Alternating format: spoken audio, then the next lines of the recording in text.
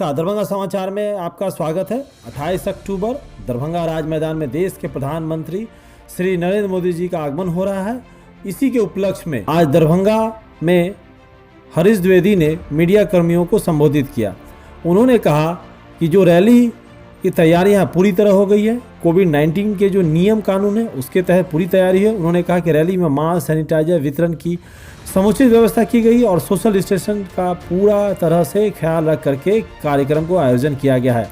सांसद श्री द्विवेदी ने कहा कि कोरोना वायरस को देखते हुए दरभंगा, मधुबनी और झंझारपुर के विभिन्न विधानसभा क्षेत्रों में 69 जगहों पर LED स्क्रीन के माध्यम से प्रधानमंत्री जी का संबोधन कार्यक्रम चलाया जाएगा, जिस माध्यम से भी लाखों लोग माननीय प्रधानमंत्री जी का संबोधन सुन सकेंगे। आगे श्री द्विवेदी ने रैली के संबंध में बताते हुए कहा कि दरभंगा सहित पूरे मिथिला क्षेत्र में प्रधानमंत्री जी के आगमन से काफी उत्साह का माहौल है। सभी मायनों में कल दरभंगा राज मैदान में होने वाला प्रधानमंत्री जी की रैली ऐतिहासिक होने वाला है। इस प्रेस कॉन्फ्रेंस में हजारीबाग के विधायक मनीष जायसवाल, प्रदेश महामंत्री सुशील चौधरी, जिला अध्यक्ष जीवन सहनी, प्रदेश प्रवक्ता विवेकानंद पासवान, जिला मीडिया प्रभारी प्रेम कुमार मिश्रा उपस्थित थे। आइए सुनते हैं इस प्रेस कॉन्फ्रेंस में और क्या बातें हुई। देश के यशस्वी प्रधानमंत्री आदरणीय नरेंद्र मोदी जी का आगमन दरभंगा के राज मैदान में कल सुबह 10 बजे हो रहा है। उस संदर्भ में हमारे इस रैली की व्यवस्था पिछले 10-12 दिनों से जो इस रैली के इंचार्ज हैं, हमारे विधायक हैं मनीष जायसवाल जी, हमारे रांची से सांसद हैं संजय सेठ जी, हमारे प्रदेश के महामंत्री हैं सुशील चौधरी जी, प्रदेश मंत्री हैं धर्मशीला गुप्ता जी, जिला अध्यक्ष जी जीवन साहनी जी, हमारे मीडिया के सम्मानित मीडिया प्रमुख वक्तागण। उस रैली की तैयारी की दृष्टि से आज हम लोगों की मीटिंग भी हुई और कार्यक्रम स्थल का निरीक्षण भी हम लोगों ने किया और उस संदर्भ में आप सबके माध्यम से दरभंगा, मधुबनी और झंझारपुर के सम्मानित लोगों को आमंत्रित करने के लिए आज आप लोगों के बीच में हम लोगों ने कुछ बात रखने का निर्णय लिया है। रैली की तैयारी पूर्णतया हो गई है। माननीय प्रधानमंत्री जी की सुरक्षा के दृष्टि से बहुत सावधानी बरतनी पड़ती है। इस दृष्टि से जिला प्रशासन और SPG के लोगों ने अलग अलग मीटिंग करके हम लोगों के साथ समन्वय करके जो उनका निर्देश है उसको हम लोग प्रयास कर रहे हैं कि अच्छा सा पालन किया जाए।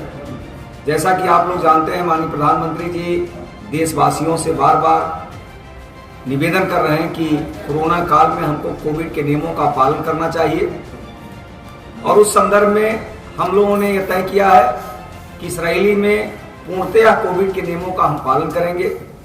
सोशल डिस्टेंसिंग के हिसाब से कुर्सियां लगाई जा रही हैं।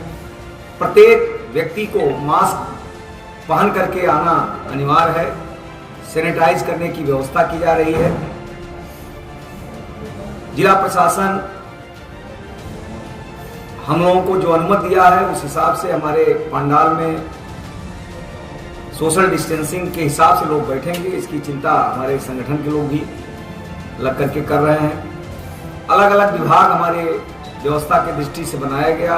उस विभागों की कई राउंड बैठकें हुई इधर और सब लोग सुरक्षा, मास्क वितरण, सैनिटाइज करने की व्यवस्था, साफ सफाई, मंच की व्यवस्था, पंडाल की व्यवस्था है, अलग अलग व्यवस्थाएं बांटी गई और सभी कार्यकर्ता उन व्यवस्थाओं को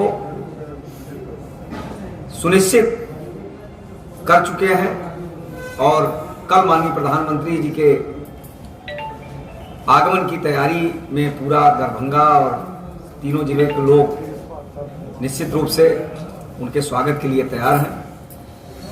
इस रैली का एक दूसरा पहलू जो अत्यंत महत्वपूर्ण है, देखिए जिन इलाकों में मतदान हो रहा है यार अलग अलग चरणों में, बिहार में जो मतदान 4 चरणों में होने वाला है, 3 चरणों में जो होने वाला है, निश्चित रूप से मैं कह सकता हूं कि बिहार में NDA के नेतृत्व में माननीय प्रधानमंत्री जी और नीतीश कुमार जी के नेतृत्व में पूर्ण बहुमत की सरकार बिहार में भारतीय जनता पार्टी और NDA की सरकार यहाँ पर बनाएगी।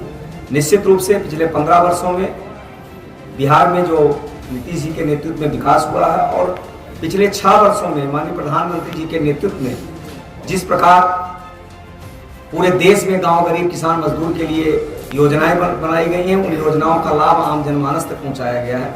मैं ये दावे के साथ कह सकता हूं कि आज आम जनमानस गरीब व्यक्ति माननीय प्रधानमंत्री जी और भारतीय जनता पार्टी और एनडीए सरकार के पक्ष में और एनडीए के पक्ष में मतदान करेगा और पुनः एक बार नीतीश कुमार जी के नेतृत्व में। और ये बहुत अच्छी बात है कि बिहार की जनता विकास पर वोट दे रही है। और पहला मैं नहीं कह सकता हूं क्योंकि मैं 2014 में भी बिहार की जनता माननीय प्रधानमंत्री जी के साथ और भारतीय जनता पार्टी के साथ रही है और 2019 में भी रही है। तो हमेशा देश के मुद्दे पर, विकास के मुद्दे पर और बिहार को आगे बढ़ाने के मुद्दे पर यहाँ के नौजवानों ने, गरीबों ने साथ दिया है। और इस चुनाव में भी विकास बहुत अच्छा बड़ा मुद्दा है। ये मुझे लगता है कि आने वाले समय में पूरे देश के लिए एक सबक। जाति के आधार पर राजनीति किया है, वो हमेशा जाति की बात करेगा, समाज को तोड़ने की बात करेगा, समाज को लड़ाने की बात करेगा।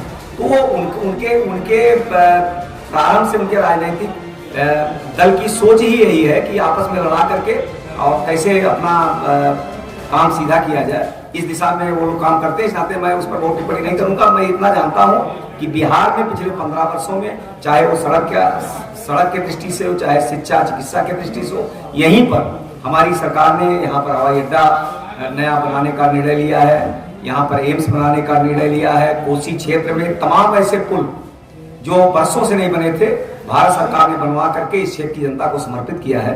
तो निश्चित रूप से मैं कह सकता हूं कि सड़कों का मामला हो, चिकित्सा शिक्षा का मामला हो, विभिन्न प्रकार के सुविधाओं का मामला हो, भारत सरकार और यहाँ नीतीश सरकार मिल करके बिहार को आगे बढ़ाने। इसमें घटिया राजनीति का कोई विषय नहीं है और आपस में अगर कहीं पर बैठे होंगे तो निश्चित रूप से जो स्थिति रहती है किसी भी दल की, वो अंदर कमरे में तो व्यक्ति स्वीकार करता ही है। तो अगर राजद के नेता ने यह स्वीकार किया है तो उनको ये पता है कि यहाँ पर राजद की हार हो रही है और एनडीए की जीत हो रही है। और अगर ये वीडियो कहीं से जारी हुआ है तो मैं उसके बारे में कोई ऐसी टिप्पणी नहीं करूँगा। अगर उन्होंने कहा है तो जारी किया तो उसको कोई खराब नहीं।